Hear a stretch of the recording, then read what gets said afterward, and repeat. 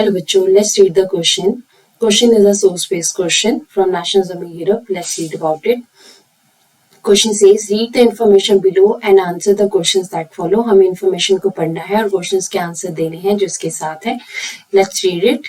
Nature has created men and women to carry out different functions. कहते जो कुदरत है उसने men and women को बनाया है different functions करने के लिए. ये सब अपने अपने काम करते हैं.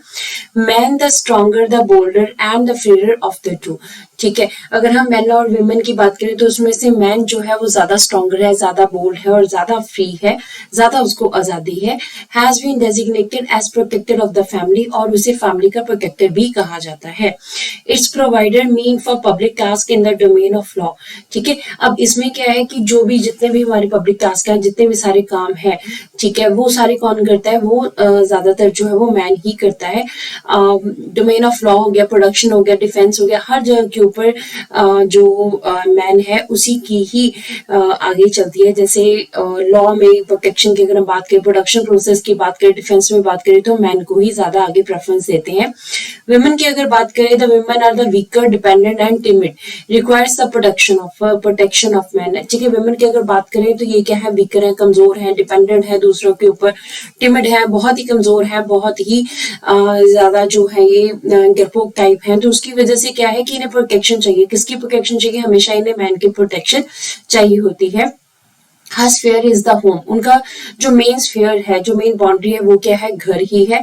The care of the children, बच्चों की देखभाल करनी. The nurturing of the family, family का ध्यान रखना, घर में बच्चों की देखभाल करना, सारे घर के काम करना. Louise Otto Peters 1819 to 95 was a political activist who founded a women's journal and subsequently a feminist political association. ठीक है, यहाँ पे हम लुइस ऑटो पीटर्स की बात कर रहे हैं जो कि एक पॉलिटिकल एक्टिविस्ट हुए हैं. उन्होंने एक विमेन जर्नल बनाया था, मींस एक लेडीज के लिए एक जर्नल बनाया और उन्होंने एक फेमिनिस्ट पॉलिटिकल एसोसिएशन भी स्पेसिफिकली विमेन के फेवर में पॉलिटिकल एसोसिएशन भी बनाई थी. So during the middle of the 19th century Italy was divided into 7 states. कहते 19th century के मिडल में इटली क्या था? ये 7 स्टेट्स में डिवाइडेड था. Which only one, Sardinia Piedmont, was ruled by an Italian princely house. इनमें से सिर्फ एक एरिया सर्डिनिया पिएडमोंट जो है वो इटालियन किंग के पास था. The north was under the Austrian Habsburg. North का एरिया ऑस्ट्रिया हैबिसबर्ग एम्पायर के अंडर था. Centre was ruled by the pope and the southern regions were under the domination of the Bourbon kings of Spain. कहते northern side जो है वो Austrian हैबिसबर्ग empire के पास ही, centre जो है वो पॉप के अंडर था, साउदर्न रीजन जो है वो Bourbon kings of Spain, two Sicilies की जो किंगडम है बर्बन किंग्स के अंडर थी. Even the Italian language had not acquired one common form and still had many regional and local variation. Even कहते हैं जो इटालियन लैंग्वेज थी वो भी एक कॉमन नहीं थी, हर जगह के ऊपर इसका रीजनल और लोकल वेरिएशन इटालियन लैंग्वेज में देखने को मिलती थी. In 1816, they marched into South Italy and the kingdom of Two Sicilies and succeeded in winning the support of the local peasants in order to drive out the Spanish rulers. 1816 में क्या हुआ? Southern Italy में south Italy की तरफ जो है लोग बड़े, जो मिलिट्री थी वो बड़ी टू सिसिली की तरफ, किंगडम ऑफ टू सिसिलीज की तरफ, और उन्होंने लोकल पीजेंट्स की हेल्प से क्या हुआ? लोकल पीजेंट्स की हेल्प से उन्होंने स्पेनिश रूलर को हरा दिया. इन 1861 विक्टर एमानुएल II जो है he was proclaimed king of the United Italy की जो अभी राजा बनाए गए वो कौन थे? Victor Emmanuel II.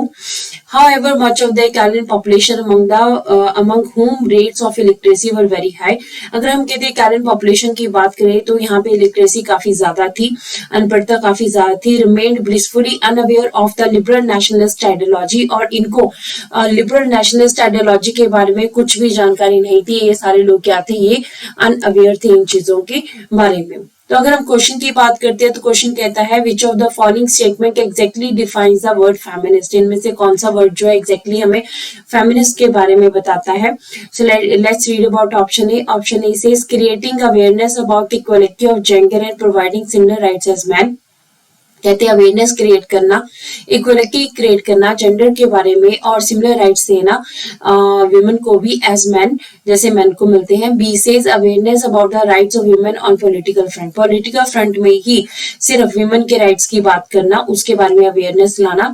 सी कहता है awareness of the rights of women and their interest on the basis of social, economic and political equality. C कहता है अवेयरनेस लाना विमेन के राइट के बारे में, बट कौन से बेसिस के ऊपर? सोशल, इकोनॉमिक एंड पॉलिटिकल, तीनों फ्रंट के ऊपर। फोर्थ कहता है all the above statement best define the given word, ठीक है, कि सारे स्टेटमेंट जो है फेमिनिस्ट वर्ड को अच्छे तरीके से बता रहे हैं। सो let's read about the answer. Answer says की कॉन्सेप्ट की अगर हम बात करें तो की कॉन्सेप्ट यहाँ पे फेमिनिस्ट है।